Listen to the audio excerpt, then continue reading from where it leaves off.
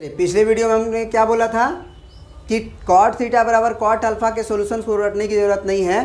जो tan theta बराबर tan alpha का होगा सॉल्यूशन वही होगा कॉट थीटा बराबर कॉट अल्फ़ा का।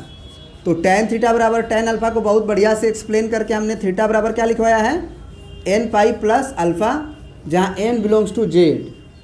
तो इसका भी आंसर आप डायरेक्ट बिना सोचे समझे थीटा बराबर लिख सकते हो एन पाई प्लस अल्फ़ा।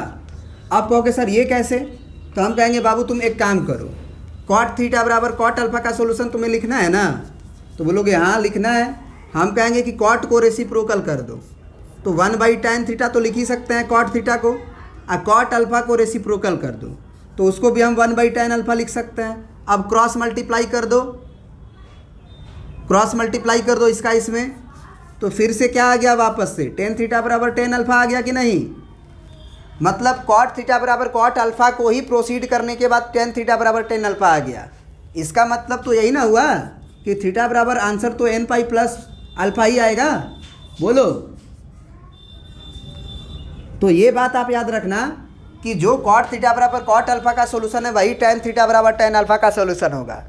उसी तरह से अगला पॉइंट तुम्हारा मान के चलो, हम लोग किसका याद किए हुए हैं, कॉस थीटा बराबर कॉस अल्फ़ा का क्या होता है। तो ये फर्स्ट क्वाड्रेंट में, सुनो ध्यान से, ये फर्स्ट क्वाड्रेंट में और फोर्थ क्वाड्रेंट में सही रहता है। तो ये यानी कि 2n पाई, अब प्लस अल्फ़ा करते हैं तो फर्स्ट क्वाड्रेंट में जाते हैं और माइनस करते हैं तो फोर्थ क्वाड्रेंट में जाते हैं। तो कॉस थीटा बराबर कॉस अल्फ़ा के लिए ये याद किए हुए हैं हम। तो अब अगर हम आपसे सेक थीटा बराबर सेक अल्फ़ा का पूछें तो क्या यही होगा। चलिए, तो अब जो है इसको भी समझा देते हैं कि सेक थीटा बराबर सेक अल्फ़ा का सॉल्यूशन आप डायरेक्ट लिख सकते हैं 2n पाई प्लस माइनस अल्फ़ा, जहाँ n बिलोंग्स टू z है। क्यों लिख सकते हैं, क्योंकि फिर से हम बोलेंगे कि आपको सॉल्व करना था सेक थीटा बराबर सेक अल्फ़ा को। चलिए ठीक है, मानते हैं। अब सेक को आप 1/cos थीटा तो लिख ही सकते हैं और सेक अल्फ़ा को 1/cos अल्फ़ा लिख ही सकते हैं। फिर से रेसिप्रोकल कर दो, 1/cos का रेसिप्रोकल फिर cos थीटा, दोनों तरफ रेसिप्रोकल कर रहे हैं, ऐसा थोड़ी कि एक तरफ कर रहे हैं। तो cos थीटा बराबर cos अल्फ़ा आ गया है ना। तो थीटा बराबर फिर से तो वही आएगा ना cos वाला सॉल्यूशन, क्योंकि ये तो हम पढ़े हुए हैं। तो इसीलिए cos का भी सॉल्यूशन यही आता है। ठीक है, अब आते हैं हम लोग साइन वाला पे। याद करो साइन थीटा बराबर साइन अल्फ़ा के लिए सॉल्यूशन क्या याद किए हो, भूल गए हो कि याद है, एन पाई प्लस -1 का पावर n अल्फ़ा होता है। एन पाई प्लस -1 का पावर n और अल्फ़ा होता है साइन थीटा बराबर साइन अल्फ़ा का। तो कॉसेक थीटा बराबर कॉसेक अल्फ़ा का भी यही होगा। आपको करके दिखा देते हैं इसको भी।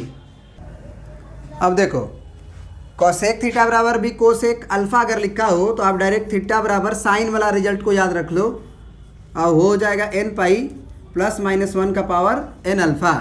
इसको प्रूफ करने का क्या तरीका है कि कॉसेक थीटा है और कॉसेक अल्फ़ा है। कॉसेक थीटा को आप लिख दो 1/sin थीटा और फिर कॉसेक अल्फ़ा को लिख दो 1/sin अल्फ़ा, फिर से रेसिप्रोकल ले लो। तो साइन थीटा बराबर साइन अल्फ़ा, मतलब यहाँ से थीटा बराबर n pi plus -1 to the power n alpha, जहाँ n बिलोंग्स टू z होगा। तो ये भी प्रूफ हो गया तुम्हारा, ठीक है ना। तो ये जनरल सॉल्यूशन जो है हम लोग साइन थीटा बराबर साइन अल्फ़ा, कॉस थीटा बराबर कॉस अल्फ़ा, टैन थीटा बराबर टेन अल्फ़ा, कॉट थीटा बराबर कॉट अल्फ़ा, सेक थीटा बराबर सेक अल्फ़ा और कॉसेक थीटा बराबर कॉस अल्फ़ा याद कर चुके हैं।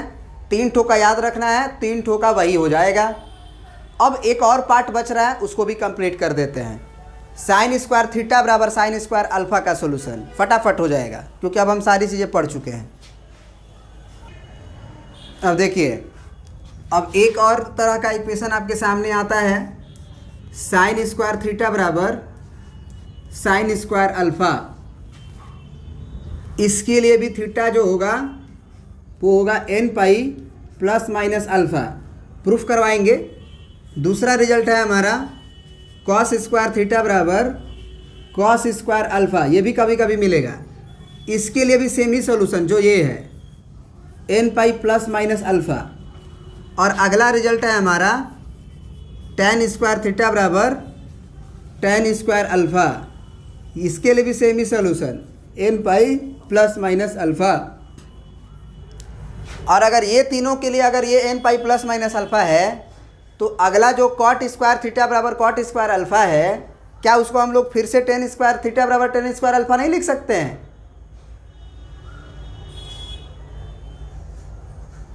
बोलो, नहीं समझे बात को? हम ये बोल रहे हैं कि कॉट स्क्वायर थीटा बराबर अगर कॉट स्क्वायर अल्फ़ा हो तो क्या हम इसको रेसिप्रोकल नहीं कर सकते हैं? माने इसके सॉल्यूशन के लिए 1/tan स्क्वायर थीटा और ये 1/कॉट स्क्वायर अल्फ़ा और फिर tan स्क्वायर अल्फ़ा और फिर रेसिप्रोकल कर लेंगे तो ये भी फिर से हो जाएगा tan स्क्वायर थीटा, ये हो जाएगा tan स्क्वायर अल्फ़ा। बात समझ रहे हो कि नहीं समझ रहे हो? इसका मतलब 6 जितना भी 6 ट्रिग्नोमेट्रिकल रेशियोज़ है वो अगर उस पर दोनों तरफ स्क्वायर रहेगा तो उसका सारा का सॉल्यूशन थीटा बराबर n pi plus minus alpha ही होगा। अब प्रूफ कर देते हैं फटाफट, है ना, ताकि आपको समझ में आ जाए कि नहीं ऐसा क्यों होता है। ठीक है ना, तो चलिए पहला नंबर को प्रूफ करते हैं। इसको नोट डाउन पहले कर लीजिएगा।